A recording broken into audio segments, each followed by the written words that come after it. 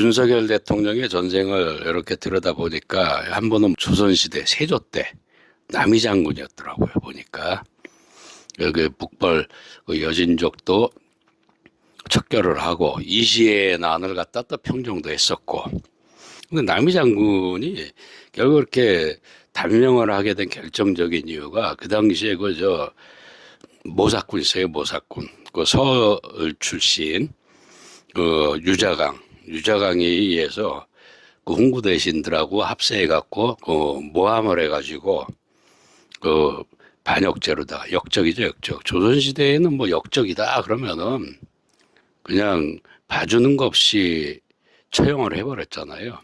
그 바람에 억울하게 남이 장군도 비명 행사를 했죠. 한 번은 이제 그 남이 장군의 그 모습으로 살아간 적이 있었고, 근대에 들어와서 구한 말이죠. 일제 조선 말이죠. 그러니까 우리가 그 역사적으로 잘 아는 민영환 선생님, 민영환 그 구국 충정에 사로잡혔던 분이잖아요. 근데 참 재밌는 게 그 민영환 선생이 그 형조 판서도 했어요. 형조는 뭐냐면 지금으로 따지면은 이렇게 검찰 뭐 이런 거하고 같은 거예요. 그 검찰총장 또 출신이죠. 그 뭐 형조 판서만 한 게 아니라 또 병사부터 해갖고서 예조부터 해갖고 이조 참판부터 해갖고 참 많은 배설들을 했어. 지금으로 치면 또 대통령 또 비서실장 격인 그 도승지까지도 그 젊은 나이에. 근데 그 출생이 그렇게 뭐 아주 좋지는 않았어요. 그 당시에 그렇게 잘 나가던 집안이 아니었고, 여홍민 씨 집안이 그 당시 태어날 때 출생하는 시기에는 그렇게 좋지가 않았어요. 그러다가 집안이 확 이제 부활을 하죠. 일어나는 계기가 생겨요. 그게 이제 민비, 우리 흔히 아는 명성황후. 이 민비가 왕비가 되잖아요. 고종황제에 중전이 되면서 그 집안이 확 일어섭니다. 권력을 갑자기 쥐게 되면은 여러 가지 문제점들이 생기는 거죠. 그 뭐 백성들, 힘없는 백성들을 갖다가 수탈을 하게 되고, 가렴주구가 얼마나 심했겠어요. 그래서 결국에 일어난 게 동학 농민혁명이었었죠. 그 동학혁명이 일어날 그 당시에 사실 그 민영환의 아버지 민겸호가 그 동학군한테 피살돼요. 죽음을 맞이합니다. 그리고 나중에 그 민영환이도 동학군한테는 최고의 제거 대상이었어요. 지금 우리나라 현실로 따지면은 노총이죠, 노총. 뭐 민노총이든 한국노총이든 그런 세력이 이제 그 당시에 동학혁명군이다 이렇게 볼 수도 있어요. 이분이 고종 황제의 그 밀사로 러시아부터 해갖고 영국부터 많이 다녔어요. 한국을 살리기 위해서 조선을 일제의 그 압박에서 벗어나기 위해서 많은 노력을 했지만 결국에 다 실패했어요. 왜냐하면 그 당시 친일파들이 상당히 견제도 많이 했지만은 사실 친일파도 친일파였지만 같은 민씨 집안에서도 많이 내쳤어요. 왜? 너무 개혁적이었거든.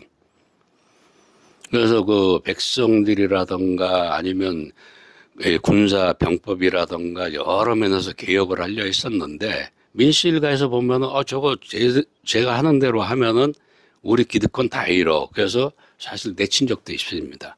그렇다 다시 이제 복직이 돼가지고 쭉 그렇게 해오다가 결국에 민비 명성황후 시해 사건이 일어났었죠. 일어나고서 이분이 이제 그 사직을 하려 해도 고종이 사직을 받아주지도 않고, 계속 그 일본에 대해서 항거하기 위해서 같은 뜻을 가진 그 다른 대신들하고 계속 상소를 올려요. 고종 황제한테. 계속 올릴 때마다 계속 방해를 하죠. 일제하고. 벌써 일본한테 달라붙은 친일파들, 그 대신들하고 합세해가지고 계속 방해를 합니다. 그 당시 그 민영환 선생을 따르던 조병재라고 있어요. 예, 그분도 훌륭한 분이고, 그 백관들을 다 모집을 해갖고 궁궐에 가서 고종황제한테 절대 일본에 관해서 조약을 맺으면 안 된다 할 때마다 일본군이 갖고 강제 해산을 시켜버립니다. 그것도 투옥도 되고, 그러다 다시 또 풀려나면 다시 또 모집을 해가지고 또 궁궐에 가서 고종황제한테 또 계속 일본하고는 절대 조약을 맺으면 안 됩니다.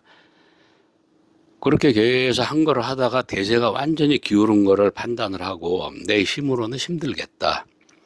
그 내가 죽음으로써 보여줘야 되겠다. 그러고서 이 양반이 실제 집으로 돌아와서 자결을 해버려요. 자결을 했는데 그 뒤에 이게 그 전통 그 역사서나 뭐 이런 데서 나오질 않는데 이상한 일들이 이제 그 신비로운 일이 벌어지죠. 그 부인께서 그 민영환 선생이 입었던 관복 있죠. 그 관복을 갖다 이렇게 그러니까 뭐 스스로 자결을 했기 때문에 그 칼에 그 찢어진 그 옷이 의복 제복이 찢어진 그런 것도 있었고 그런데도 그걸 정갈하게 갖고 벽에 걸어놨는데 희한하게 그 옷에서 피가 떨어져요. 갖고 바닥에 흥거가 날 정도로. 그런데 더 신기한 거는 그 피가 떨어진 그 자리에서 방인데도 불구하고 죽순이 자라납니다. 갖고서 대나무가 자라나요. 그래서 그 부인이 놀래가지고 집안 친척 어른을 불렀더니 이거는 죽어서도 이 절개, 나라에 대한 꼿꼿한 절개, 그리고 이 오직 그 나라를 살리려고 하는 그 우국 충정, 그게 한이 돼가지고 이런 식으로라도 보여주는 것이다. 갖고 그 방문을 갖다가 아예 닫아놓고 절대 외부인이 보지 못하게 일제나 뭐 아니면 그 벌써 친일파들이 어떤 일을 벌릴지 모르니까 그 시시했었던 그런 일이라도 있습니다, 사실. 그러니까 윤석열 대통령이 처음에 저도 이분이 검찰 출신이고 그래서 제대로 하실 수 있을까? 그 참 취임하자마자 항상 당하는가 보면은 뭐 뜻을 펼치질 못해.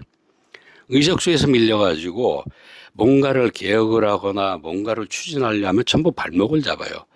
그래 놓고 그 발목을 딱 잡은 상대 당들이 전부 다 뒤집어 씌우는 거지, 한마디로. 정치 못한다, 나라가 뭐 어떻게 된다, 경제가 어떻다. 아니 뭘 하게 해놓고서 그렇게 기회를 주고서도 못하면 정말 못하는 건데 해보기도 전에 벌써 발목부터 잡거든. 윤 대통령이 할 수 있는 게 없어요, 사실은. 국가는 비어있지, 뭔가 하려 하면은 전부 발목 잡지, 거부해버리지, 다수 의석 가지고. 그렇고 툭 하면은 탄핵하지, 툭 하면은 특검하지. 그래서 제가 사실 이런 거 저도 올리는 거 좋아하지 않는데, 도대체 저 두 사람의 관계가 어떤 관계길래 저럴까 해서 보니까 역시 전생에도 남이 장군과 유자강 이 연결이 되더라고. 그렇다고 해서 뭐 어떤 분은 전생에 좋은 분이었고 어떤 분은 나쁜 분이었고 이게 아니라 관성대로 살아온 대로 염대로 그렇게 간다. 그걸 알리고 싶은 거예요, 저는. 그리고 사필기정이잖아요. 선인성과 악인악과. 나쁜 놈이 벌 받고 착한 사람 복 받아야죠. 그게 반대로 되면은 이거는 잘못된 거지. 그러면 신도 없는 거예요, 사실은. 우주 자체 법칙이 선인성과 악인악과인데 공시문대 절대 판나지 않잖아. 그게 법칙이거든. 마찬가지예요, 인간세계도. 우리 인간세계도 인간세계에 법칙이 있는 거고 우주는 우주의 법칙이 있고 영혼의 세계는 영계의 법칙이 있는데 권모술수로 뒤집어 씌워갖고 그렇게 해서 이긴다? 이건 잘못되는 거죠. 그래서 한 분이라도 제대로 좀 알라고 이분들이 전생에 이러이러한 삶을 살았던 분이다 하는 걸 알리기 위해서 이 방송을 찍게 된 겁니다. 저는 윤석열 대통령이 다시 한번 이렇게 돌아오시게 되면은 당금질이 돼갖고 잘하시라고 봐요. 잘하실 거예요, 아마. 예, 정치를 사실 해본 적도 없고, 현세에서.